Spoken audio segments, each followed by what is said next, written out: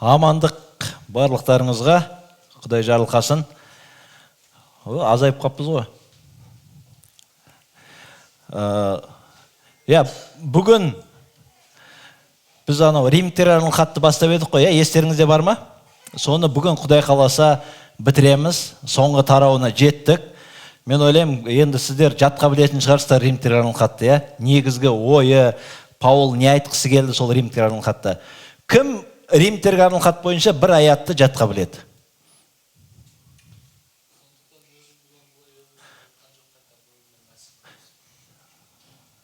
Ол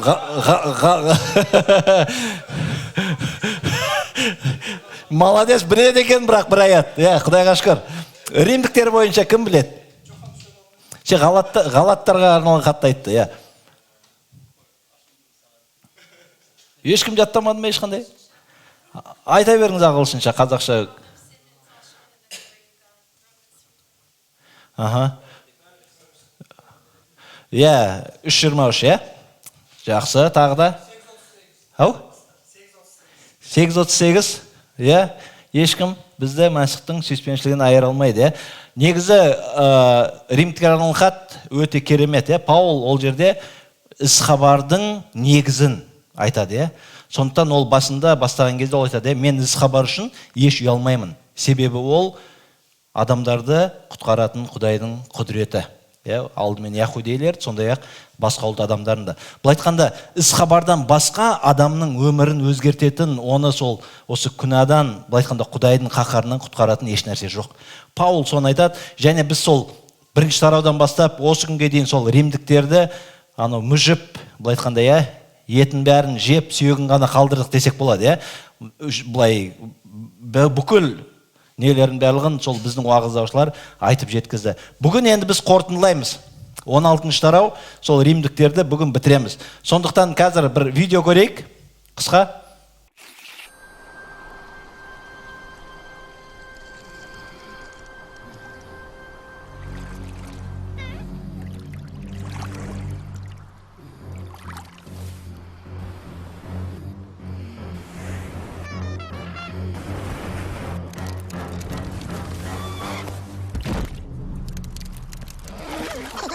It's smarter to travel in groups.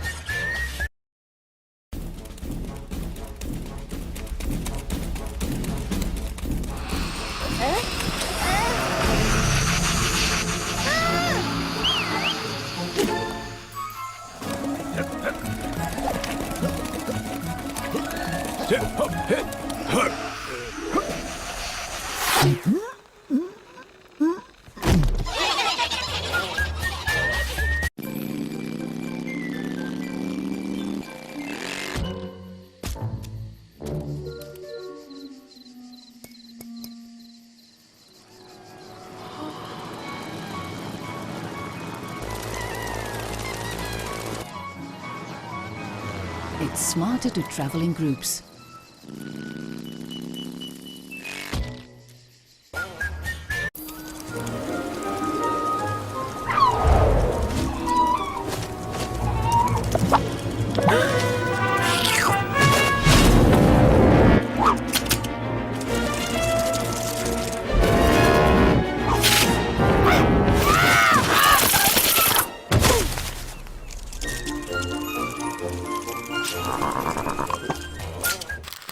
Енді түсінген шығарсыздар, осы қысқаша мультфильм арқылы жалғыз болғаннан топпен болған немесе командамен болған өте тиімдірек, және біз көбірек жеңіске жете аламыз.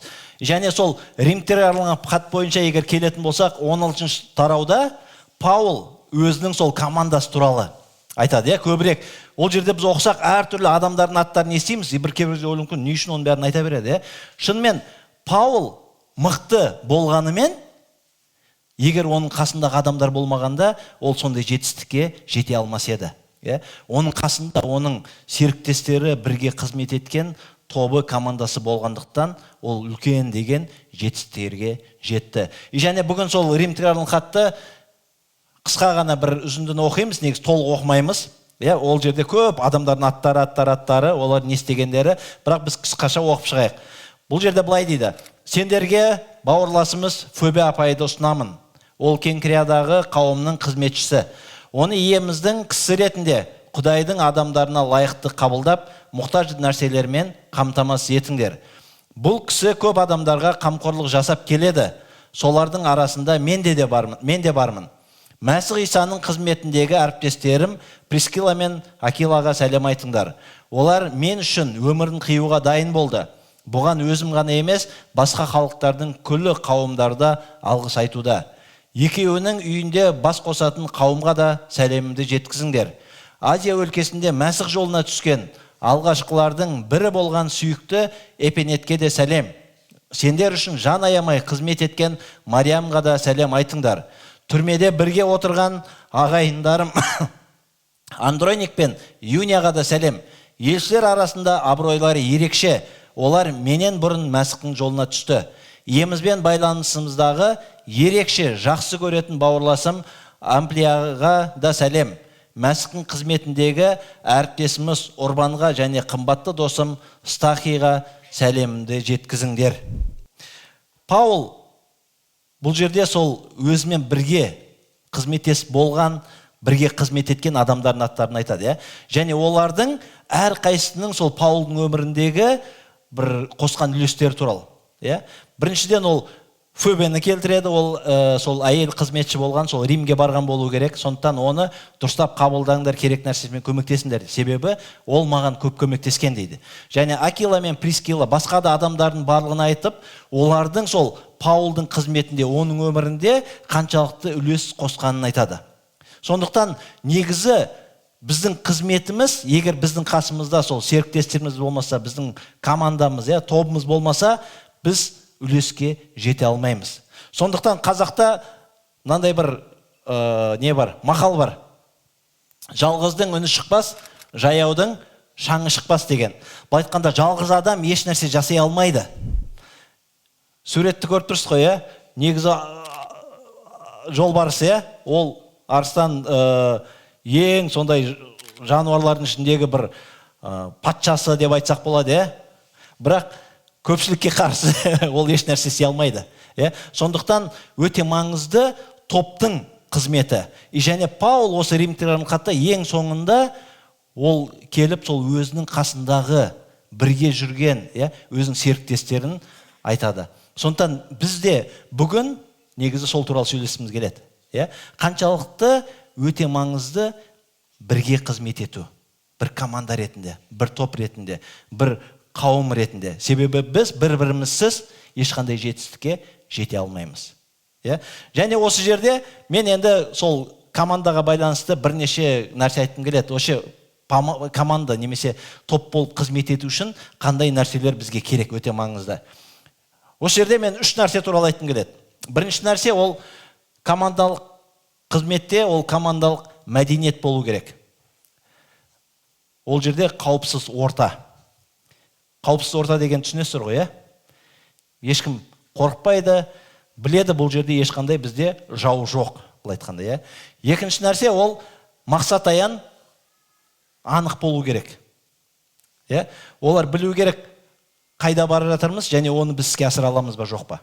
Және үшінші нәрсе жақсы байланыс болу керек. Бұл айтқанда әр адам өз ойымен бөле салатындай, әр адамды тыңдайтындай, және оның сол не істегісі келетінін көре алатындай, және бірге іс-әрекет ете алатындай болу керек.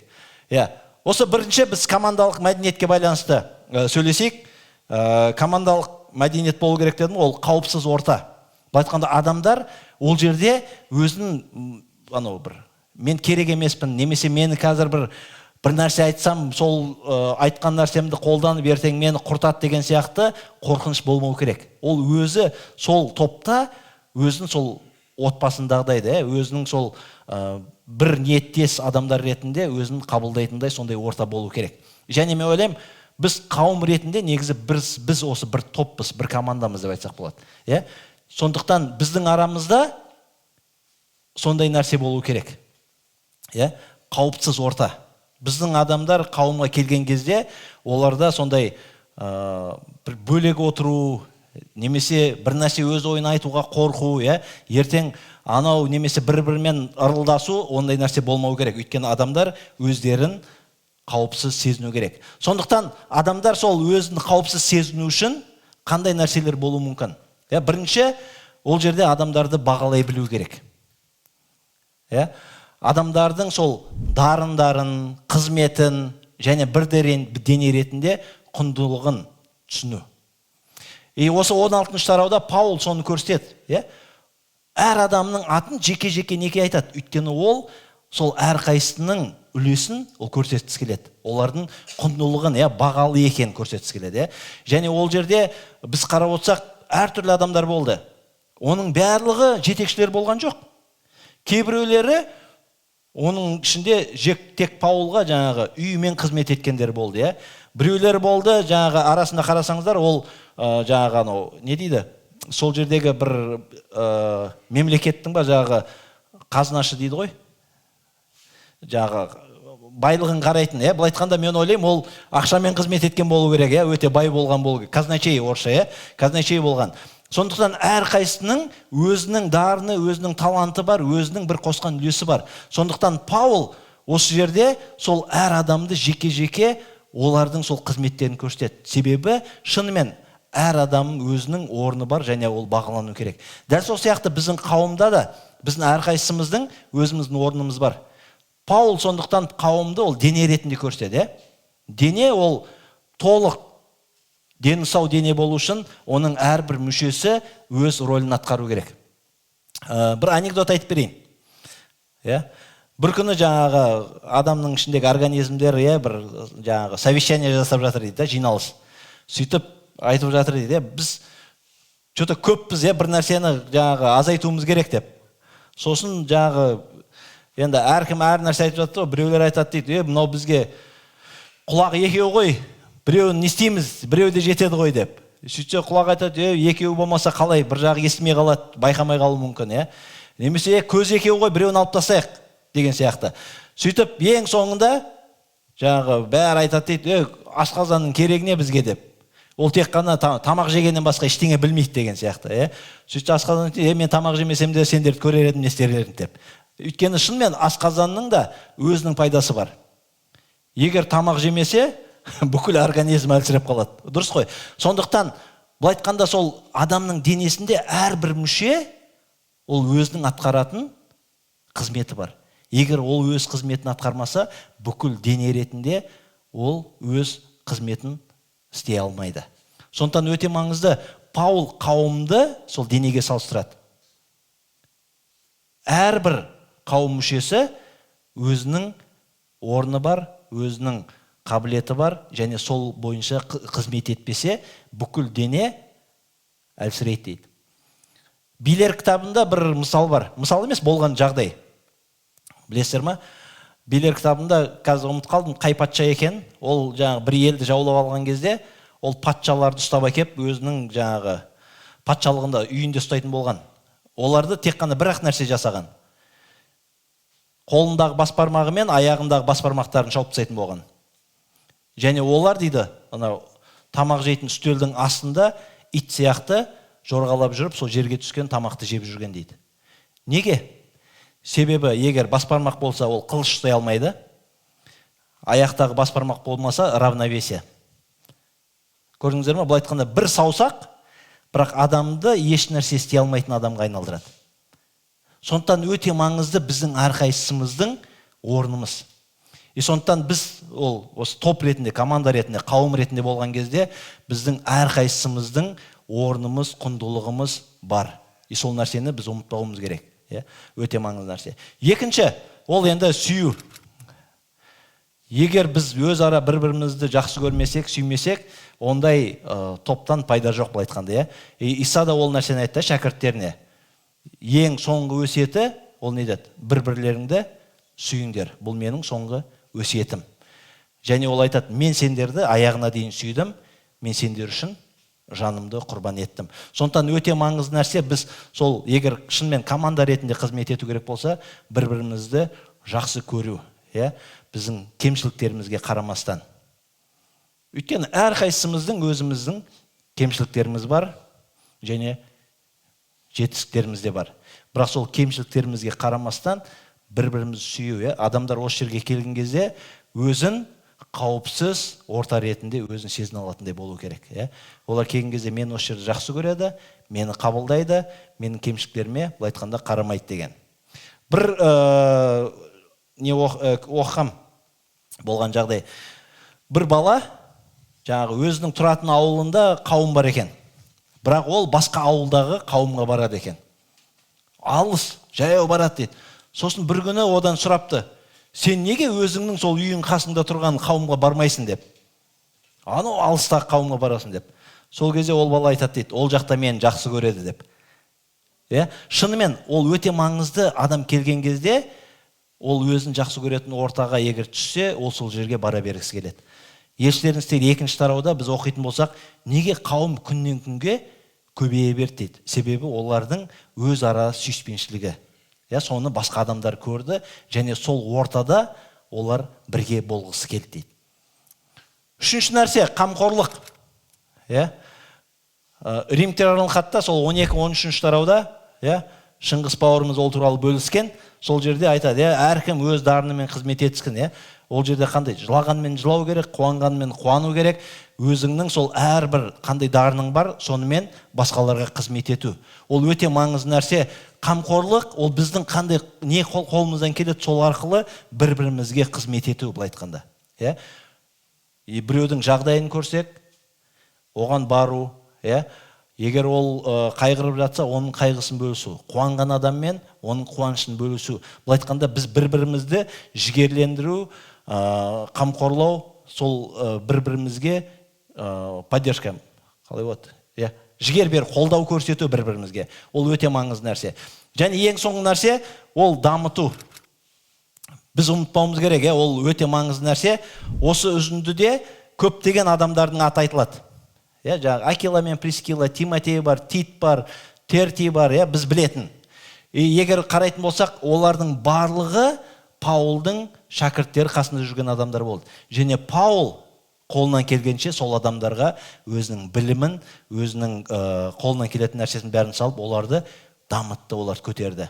Аяғында біз білеміз, Тимотейді Ефеске бағушы қылып жіберді, Титті Критке қалдырды бағушы қылып. Бұл айтқанда олардың барлығын дамытып, оларды бөлек қызметке өздерін жіберді. Сондықтан өте маңызды нәрсе бір-бірімізді дамыту, бір-бірімізге көмектесу. Жай қауымға келіп кету емес, қолымыздан келгенше бір-бірімізге дамуымызға үлесімізді қосу. Сондықтан өте маңызды нәрсе, ол осы жерге келген кезде мен өзімді қауіпсіз сезіне алатындай болуым керек. Мен келгенді білуім керек. Мені бұл жерде бағалайды, мені жақсы көреді. Мен керек мұқтаждығым болса, мені қамқорлай алады, және маған үлестерін қосады менің дамуым үшін, арғы рухани өсуім үшін. Ол өте маңызды нәрсе. Екінші нәрсе, аян мақсат. Анық аян мақсат болу керек, және қол жетімді. Осы жерде қызық, приоритет деген сөзді білесіздер ғой, басымдылық, ең маңызды нәрсе деп айтса болады қазақша, Оказывается, бізде айтамыз ғой, менің приоритеттерім бар деп, список көрсетеміз ғой, Негізі приоритет деген сөз, ол кезінде 15-ші ғасырда негізі бірінші енген сөз екен. Ол приоритет деген сөз, ол жеке нәрсені білдіреді екен. Ең маңызды бір нәрсе дегенді. Ол кейін, уже 20-ші ғасырлары оны көпше түрде қолданылған, менің маңызды нәрселерім деген сияқты. Бірақ бұрын негізгі мағынасы оның ол ең маңызды бір нәрсе дегенді білдіреді. Сондықтан аян мақсат ол анық болу керек адамдар үшін. Ол бізде бір үлкен нәрсе бар, біз бірге барғымыз келетін, бірге жүргіміз келетін. Өйткені команда немесе топты біріктіретін бір нәрсе болу керек. Барлығы білетін, қайда бар жатқанымыз.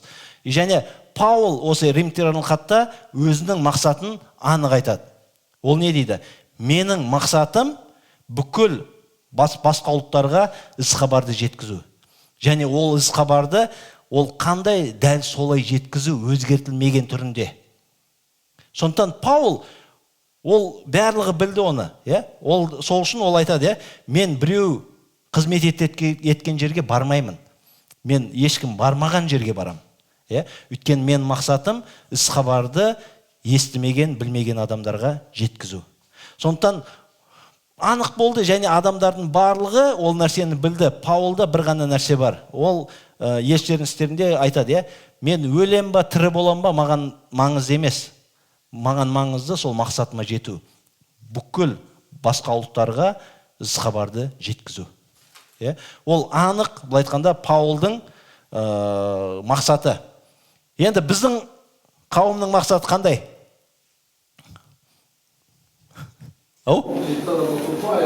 Ой, молодец, ән. Білет. Жазылып тұрғанда оқып алдың ба? Оқымадың ба? Жақсы. Негізі бізде сол мақсат аян бар, Негізгі барлық мәсіхшілердің мақсат аяны біреу. Ол ұлы тапсырманы орындау. Дұрыс қой, Және біздің мақсат аянымыз сол нәрсеге ұқсайды. Өйткені біз айтқанбыз, сенім, өсу және қызмет деп. Және егер ұлы тапсырманы оқитын болсақ, Иса айтады, барыңдар да маған барлық ұлттарды шәкірт қылыңдар. Оларды не істеңдер? Шомырасын өтсіңдер және бүкіл мен үйреткен нәрсені үйретіңдер. Осы үш нәрсе сол ұлы тапсырмада бар. Адамдарды сенімге алып келу, оларды рухани өсіру және оларды қызметке дайындау. Былай айтқанда біздің сол қауымның негізгі бағыты осы нәрсені орындау. Және бізде қысқа мерзімді мақсатымыз бар, Жаңа Бақыт бауырымыз айтқандай, осы жылға 26 жылдың аяғына дейін біз 70 адамға дейін өсу. Біз керісінше азайып бара жатқан сияқтымыз ба? Бірақ біздің мақсатымыз сол, жылдың аяғына дейін 70 адамға жету. Бірақ 70 адамға жету үшін біз үшін өте маңызды адамдарды сенімге алып келу, оларды рухани өсіру және қызметке қосу, дайындау. Сол өте маңызды біздің мақсатымыз. Сол үшін команда ретінде олардың барлығында бір мақсат болу керек, барлығын біріктіретін.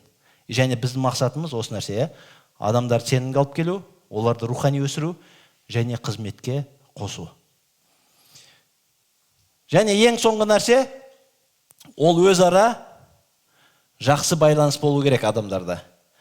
Олар білу керек, мен осы жерде өз ойыммен бөлісе аламын, мен адамдар тыңдайды, мен оларға көрсете аламын не істегім келетін, және олар сол оймен бірге, біз бірге іс әрекет жасай аламыз. Ол өте маңызды нәрсе. Және бірнеше мен нелер таптым, орысша, бірақ қазақшаға өзімше аудардым. Дұрыс па, дұрыс емес па білмеймін.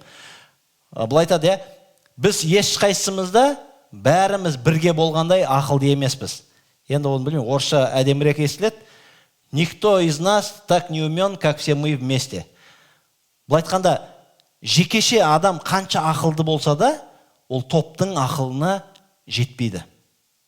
Сондықтан біз жеке-жеке мықты болуымыз мүмкін, бірақ біріккен кезде біздің ақылымыз одан да асып кетеді, өйткені біз бір-бірімізді толықтыра аламыз.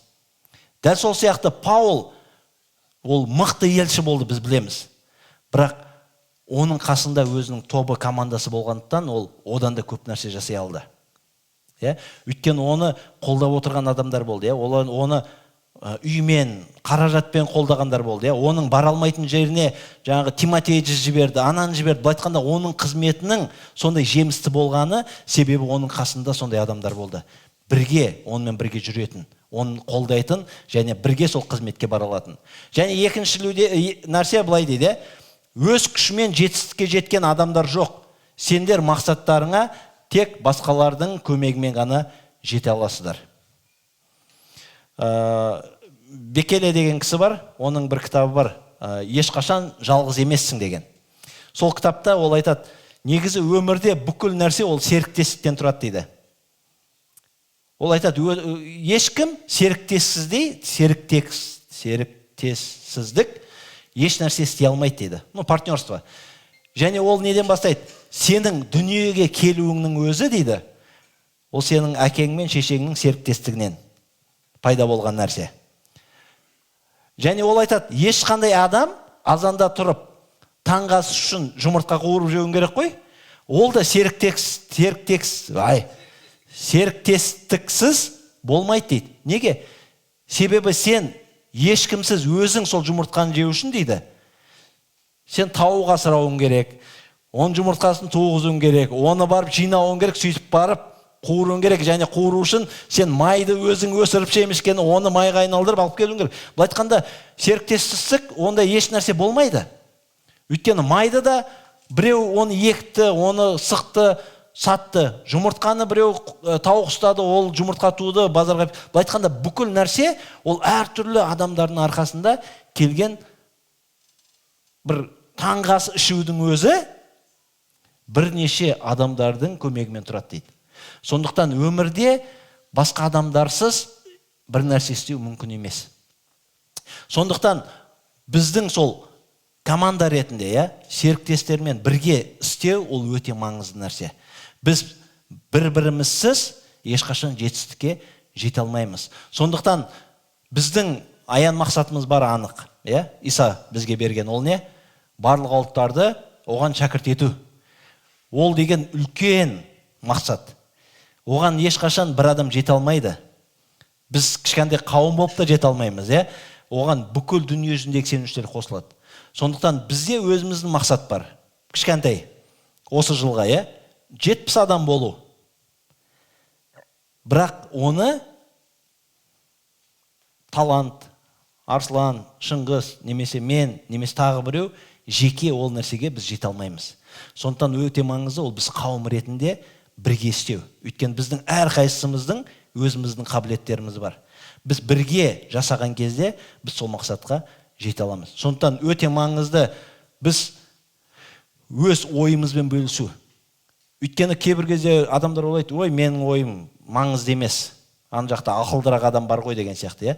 Бірақ өте маңызды әрқайсымыздың ойымыз. Өйткені кейбір кезде ақылды адамдар қарапайым адамдар сияқты ойлай алмайды.